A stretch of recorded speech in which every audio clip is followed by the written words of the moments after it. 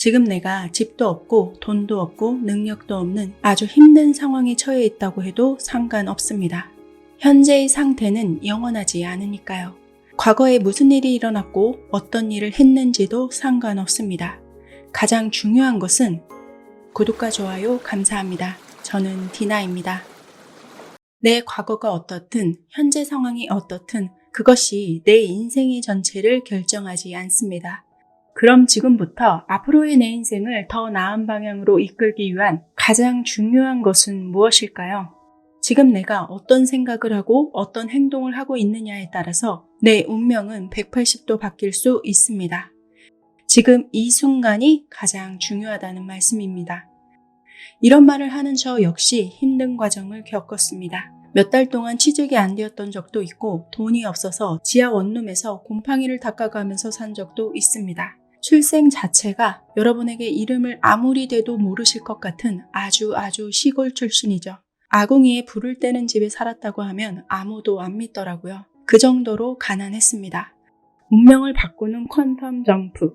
어떻게 하면 멋지게 할 수 있을까요? 퀀텀은 더 이상 나눌 수 없는 에너지의 최소량의 단위, 즉 양자를 말합니다. 양자 역학적 소원 실현의 원리를 이해하고 잠재의식을 바꿔서 생각을 현실로 만들어 봅니다. 여러분은 혹시 인간의 어떤 면이 가장 궁금하신가요?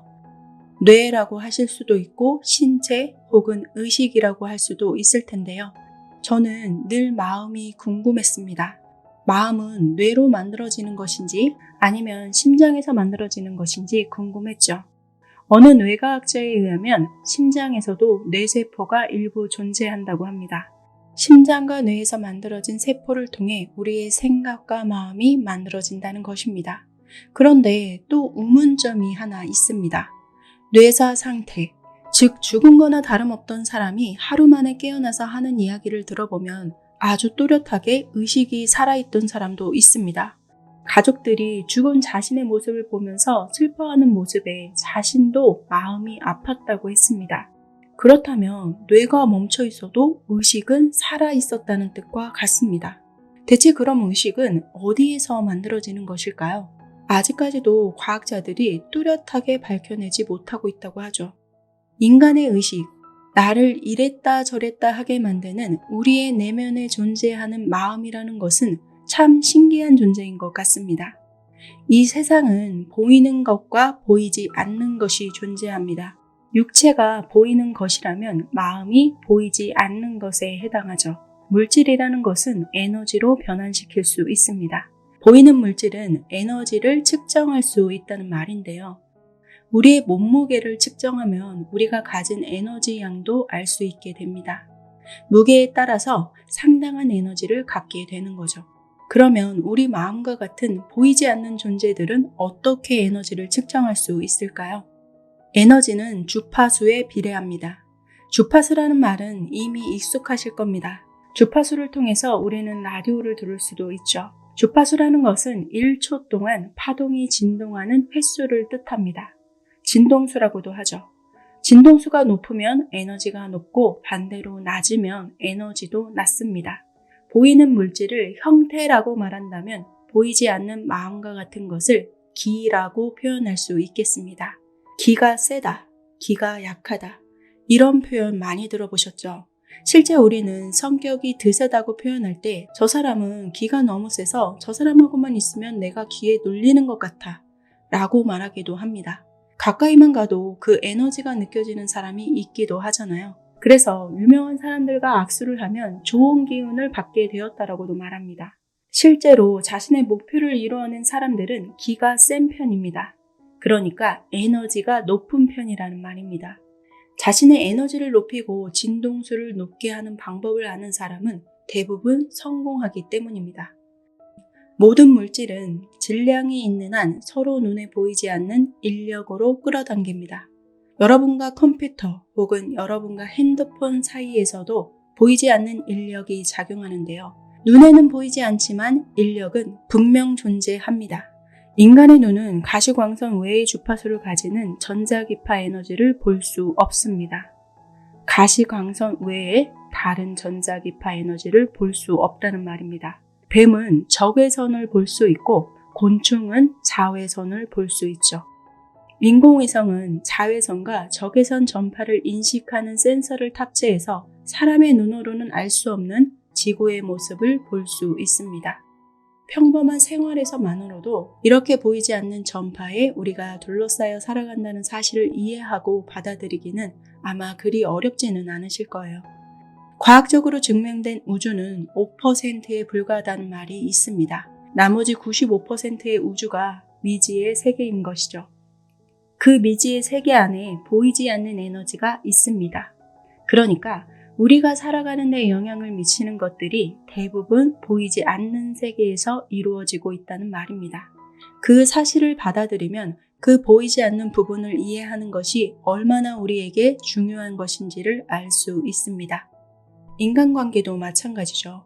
우리가 인식하지 못하는 상대의 보이지 않는 부분이 문제가 되는 경우가 굉장히 많습니다. 상대의 마음이 보이지 않으니까 우리가 생각하는 대로 상대를 판단하고는 하죠. 상대 역시 우리를 그렇게 판단합니다. 대부분의 사람들은 표면적으로 보이는 말과 행동만으로 상대를 판단하거나 평가하지만 사실 우리 모두는 우리가 대하는 누군가를 모두 이해한 적이 없을 것입니다. 일부 보이는 정보로만 그 사람의 전부를 판단하려는 것은 옳지 못한 자세라는 말입니다. 좋은 관계를 위해서는 우리는 상대의 보이지 않는 부분까지 이해할 필요가 있습니다.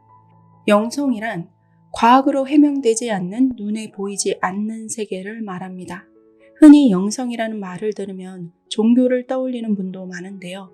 저 역시 이전에는 그랬습니다. 하지만 종교를 떠나서 우리 모두가 영적인 존재라는 것을 알고 있습니다.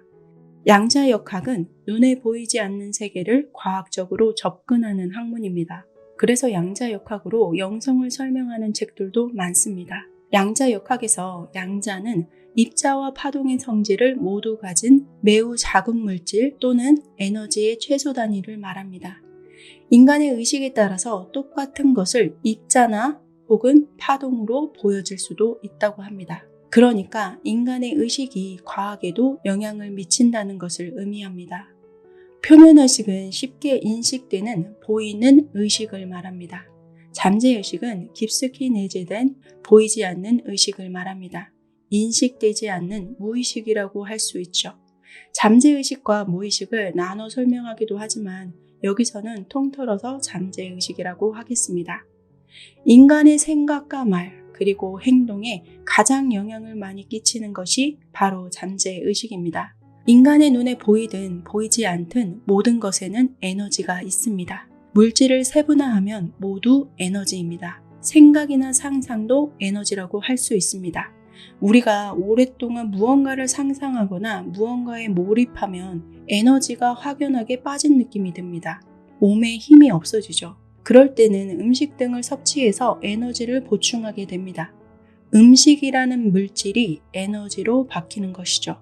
그렇다면 반대로 에너지가 물질화되는 것은 언제일까요? 바로 마음에서 무언가를 떠올릴 때입니다. 무언가를 마음으로 떠올릴 때 에너지가 물질화되는 것이죠. 이 세상에 존재하는 모든 창조물은 우리의 사고에서 나온 에너지로 물질화되었습니다. 보이지 않는 상상이 보이는 물질이 된 것입니다. 바로 보이지 않는 잠재의식을 통해서 상상을 하고 그 상상 속에서 미리 현실을 창조하였습니다. 비행기는 라이트 형제의 상상에서 나온 에너지로 창조된 물질입니다. 고대 이집트인들은 상상으로 피라미드를 만들었죠. 상상으로 물질을 만들었다는 말은 우선 상상으로 이미지화를 하고 그것을 여러 시행착오를 거쳐서 물질로 완성했다는 것입니다. 마음과 상상이 그만큼 중요합니다. 내가 바라는 상상을 현실화로 하려면 의도와 소원의 차이를 구분해야 합니다. 하고 싶다와 하게 된다라고 생각하는 것은 큰 차이가 있습니다. 하고 싶다라고 생각하는 것은 결핍감을 우선적으로 느낄 때 나오는 말입니다. 만족을 하지 못하는 상태에서 불만과 함께 내뱉는 말이죠. 아직 무언가가 부족해서 마음속으로 선뜻 내키지 않는 것은 현실화가 되기 어렵습니다. 연애를 많이 해본 분은 당연히 헤어짐이 있으면 만남이 있다는 것을 압니다. 사업을 여러 차례 해본 사람들은 당연히 실패가 있으면 성공이 있다는 것을 알죠. 경제적으로 여유로운 사람은 집에 돈이 있다는 것은 당연한 사실입니다. 소원을 의도로 바꾸는 노력을 하면 실제로 실현 가능성을 훨씬 더 높게 끌어올려 줄 수 있습니다. 소원을 의도로 바꾸는 것은 현장감을 가지는 것을 말합니다. 바로 내 눈앞에 펼쳐지는 현장감을 그대로 느끼는 것입니다. 아무리 마음속으로 이미지를 떠올려 보려 해도 상상으로 그려지지 않는 것은 실현하기가 굉장히 어려워집니다. 내 지갑에 10,000원을 꽂아놓고 내 지갑에 10,000원이 있다 생각하면 아주 쉽죠. 당연히 진짜 있으니까 진짜라고 여기고 진짜로 느껴집니다. 하지만 지갑에 1,000,000원이 있다고 상상하기 시작하면 그 상상은 점점 더 어려워집니다. 내 지갑에는 10,000원밖에 없다는 것을 알기 때문입니다. 그 아는 것이 먼저 떠오르면 자신도 모르게 결핍의 감정을 느끼게 되고 자연스럽게 마음은 의도해서 돈이 많으면 좋았을 텐데, 돈이 많으면 좋겠다 라는 등의 소원으로 바뀌어 버립니다. 생생하게 떠올리면 에너지의 밀도는 높아집니다. 밀도가 높아진다는 말은 주파수 진동 세기가 커져서 물질화 실현이 빨라진다는 말입니다. 물질화로 되는 과정과 상황은 어떻게 올지는 우리는 알 수 없습니다. 다만 현장감 있게 상상한다면 시간 단축은 정말로 빨라지게 됩니다. 예를 들어서 예전에 제가 면접을 보고 온 날 그 회사만 생각하다가 꿈에서도 면접 본 팀장이 나온 적이 있습니다. 꿈이 너무 실제와 같아서 제가 저를 꼭 뽑아주십사 인사를 드렸었는데요. 그 다음날 면접 합격 통보를 받았습니다. 그런데 실계약서는 인사팀에서 보낼 거라고 하더라고요. 인사팀이 해외에 있는 관계로 이틀 정도 소요될 거라고 했습니다. 그 이틀 동안 저는 계속해서 입사계약서를 즐겁게 쓰는 생각을 했습니다. 상상을 통해서 입사계약서를 미리 썼죠. 기분 좋게 입사하는 꿈도 꾸었습니다. 낮에도 일상생활하는 내내 입사해서 기분 좋게 사람들에게 인사하는 상상을 계속했습니다. 이틀 후에 입사 연봉계약서가 메일로 날라왔는데 제가 불렀던 연봉에서 1,000,000원이나 높은 연봉이 찍혀 있었습니다. 처음엔 잘못 보낸 줄 알고 사인을 안 하고 기다리고 있는데 그 다음날 빨리 사인해서 보내라고 하더라고요. 저한테 보낸 게 맞는 거였습니다. 흔하지 않는 일이 이렇게 일어나기도 합니다. 면접 시 이야기를 나누다가 제가 할 수 있는 부분이 생각보다 많을 듯해서 높여서 입사시켰다고 말했습니다. 대부분의 회사가 아무리 그래도 부른 연봉에서 더 높게 주려고 하지 않잖아요. 그런데 입사 전에 1,000,000원이나 높여서 가게 된 것입니다. 된다라는 생각을 하면 꿈에서도 좋은 꿈을 꾸게 됩니다. 잠에서 깨도 그 느낌이 살아있어서 현장감이 계속해서 맴돌죠. 그런 경험을 할 때면 여지없이 좋은 일이 생겼습니다. 어렵지 않을 것 같다. 문제 없을 거다. 라고 생각이 들면 현실화 가능성은 꽤 높아지죠. 그런데 여기에 더해서 아주 쉽게 된다. 라고 생각하면 주파수는 더 높아집니다. 그 중에서 최고봉은 그건 당연한 거다. 라고 생각하는 것입니다. 당연하다라는 생각은 진동세기의 끝판왕이라고 보시면 됩니다. 우리가 생각해보면 여태까지 당연하게 여기면서 산 것들은 당연하게 해오면서 살았을 것입니다. 초중고를 나오는 건 당연하다 여겨서 당연하게 다녔죠. 학교를 마치면 회사 가서 돈 벌어야 된다고 생각해서 회사를 다녔습니다. 그게 싫든 좋든 당연하다고 생각했고 당연하게 여겼으니 그렇게 살아왔습니다. 밥 먹고 바로 물 마시는 버릇이 있는 분은 그게 당연하다고 생각하니까 아직도 그렇게 하실 것입니다. 밥 먹고 바로 양치를 하는 것도 당연하다고 생각하니까 그렇게 하실 거고요. 인간의 뇌는 나쁜 감정도 저장하지만 좋은 감정도 저장합니다. 나쁜 감정은 피하려고 저장하지만 좋은 감정은 다시 느끼려고 저장하죠. 다시 느끼기 위해서 뇌는 비슷한 행동을 하게끔 명령합니다. 예를 들어서 열심히 노력해서 살을 뺐는데 지인들이 엄청 이뻐졌다고 말한 것을 기분 좋게 받아들였다면 다시 그 기분을 느끼고 싶어 하죠.